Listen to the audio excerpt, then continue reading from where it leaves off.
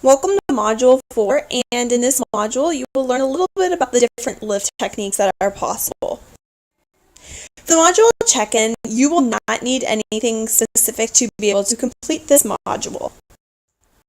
So as I said, we're going to learn about the various lift techniques, and at first all we're going to do is talk about the basics of the lifts and what they are. Before we begin, we've talked a lot about the term spine boarding, but we've never truly defined it. So what we're going to do is we're going to define it. So spine boarding, also known as a long spine board, is a long backboard, a long board, a spine board, or a backboard. So they have multiple terms for it. We're going to keep the use spine board throughout this. Is a patient holding device that is primarily in the pre-hospital trauma care, designed to provide rigid support during movement of a patient with a suspected spinal or limb injuries. So that's the next few slides of what we're going to talk about.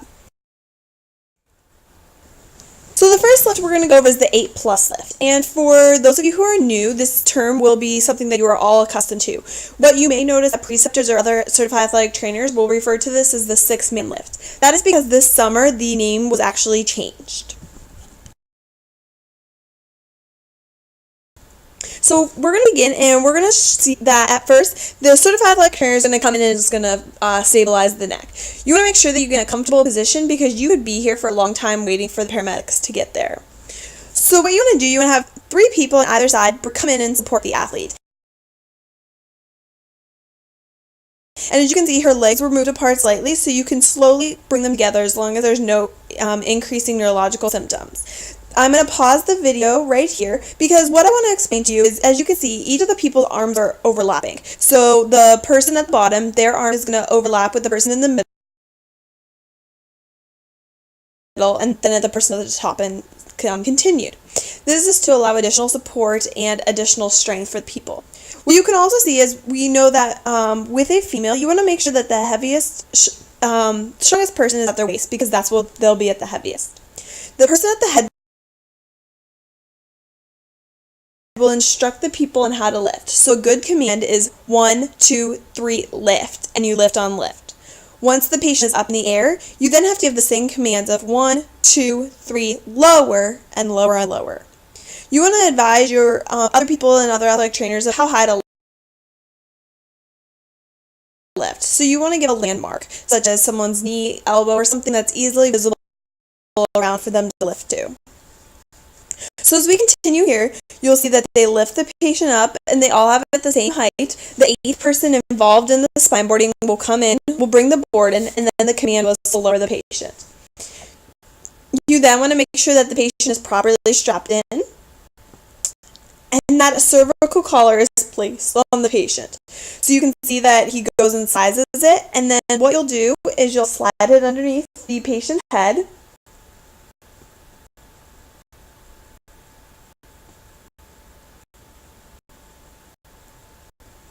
And then you'll wrap it around the front and keep it underneath the chin.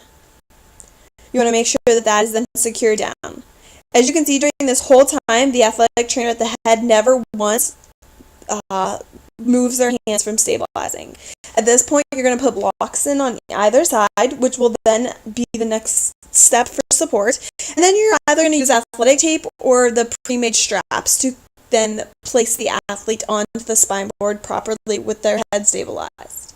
So this way you can see the athletic trainers on each side will grab the tape and will pull it over, and the person at the head is still making sure that they are stabilizing the blocks until it is properly secured on the head. The next one we're going to show is the traditional log roll, and at this point what you can see is the athletic trainer is going to come in and once again stabilize the head. One thing that we really want to make note of is that you can see that her legs are slightly out of line. That is okay as long as there's no increased neurological symptoms for the athletic trainer to align the legs. At this point too, we're going to place the arm up of the side where the patient's going to be laying, and this is to simply allow the lift to go easier. So they are choosing to do the push. So what they're going to do is you will see them push the patient up to approximately 90 degrees. And what they're going to do is they're going to place the spine board in behind. And we can see that they are, once again, interlocking arms to give the best possible strength for the patient. And the person at the head will once again dictate when the roll is going to occur. And they have already discussed of the height the patient is going to go up to. So as they're lifting, one thing I want to note is that you can see the person at the top does not keep the shoulders up quite as much as they wanted. So her shoulders are dipping down a little bit, and we can see that potentially that could be a cause of harm for the patient. But you can see how much harder the log roll is than the 6-man lift. At this point, too, you can see that the patient isn't properly onto the spine board, and this happens a lot of times with log rolls. So what you want to do is, in the case that we had enough athletic trainers, they're going to recruit the help of other people around. So what they're going to do is they're now going to go into a V-slide, in which what they will do is, at the dictation of the person at the head, they're going to pull the patient down and then move them up.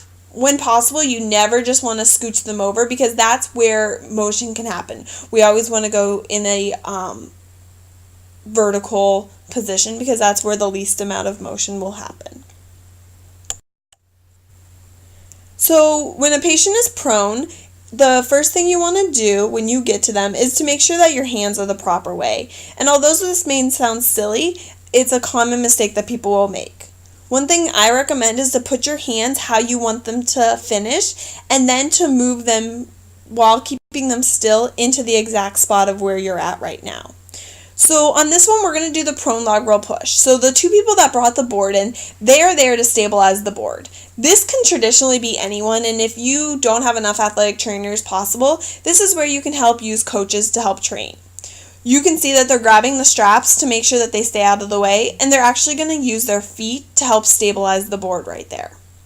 So they're going to push on the count of 3 up, and then they're going to slowly lower the patient while in command of the person at the head.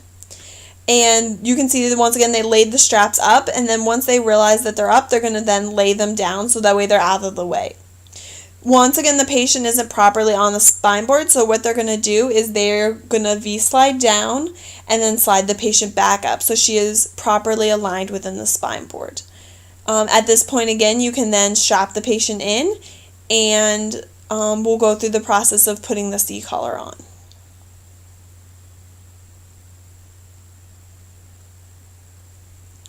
Some things you want to make sure of is that the straps on your spine board are good. Sometimes they can begin to break, or the clips don't hold strong enough depending on what type of spine board you have. So one thing you always want to test to make sure is that your straps are holding well, and this is something that should be done at the beginning of the season before you would ever need to use it. And this, like I said before, is also if you're using your own board. Some places don't allow you to. So they're going to once again then tape or use the straps of the patient, and they're going to put this on and secure the patient in. At this point, you can still see the athletic trainer is making sure that her hands are out of the way, but she's still stabilizing.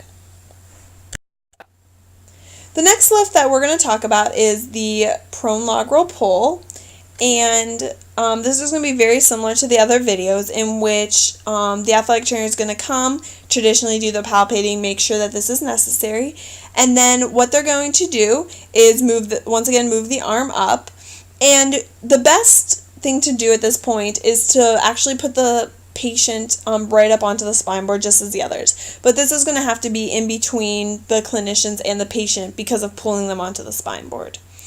So as once again you can see, this is a very good view of being able to watch them interlock arms and keep their head as stable as possible. And you can see that as she went down, that they were actually able to then make the head go back into neutral.